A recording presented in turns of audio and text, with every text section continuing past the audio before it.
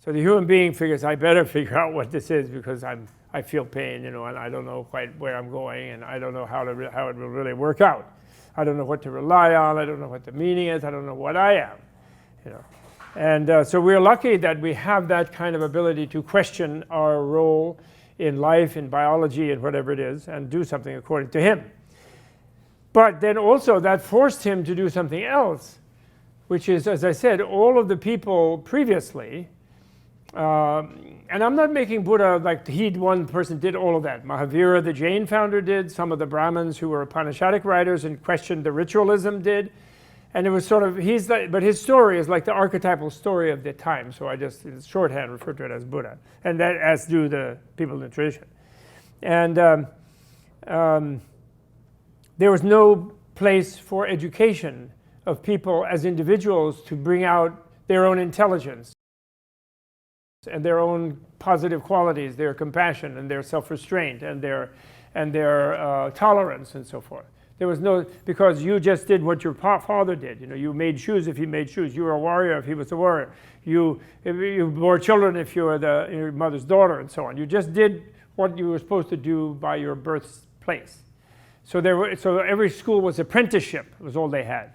They didn't have the idea of liberating education, a kind of and obviously, if understanding is what frees you from suffering according to his idea, then you cannot produce understanding by people by just having them recite some belief.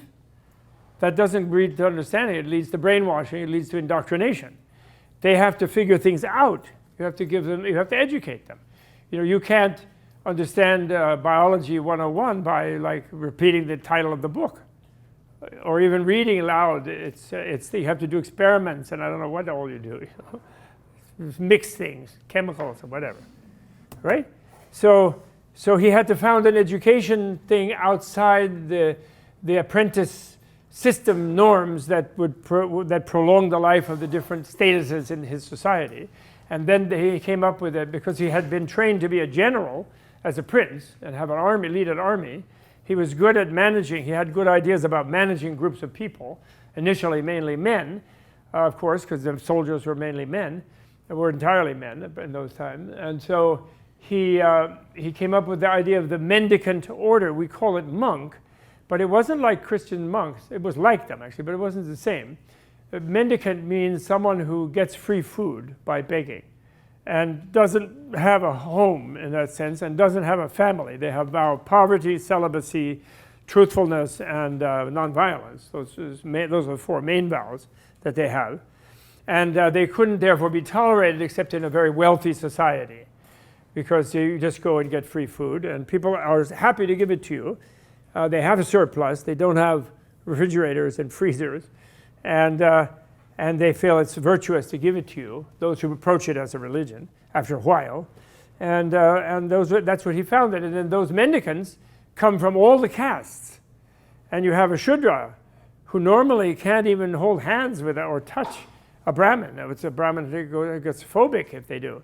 Nowadays with untouchables, for example, they go nuts in India. If an untouchable wanders into an Indian Brahmin village, they're in deep trouble.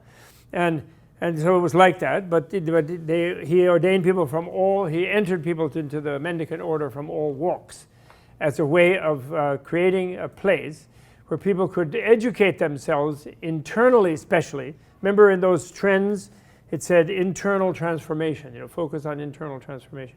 So they could do that and be supported by the society, and the society did support them because they had a surplus to do it.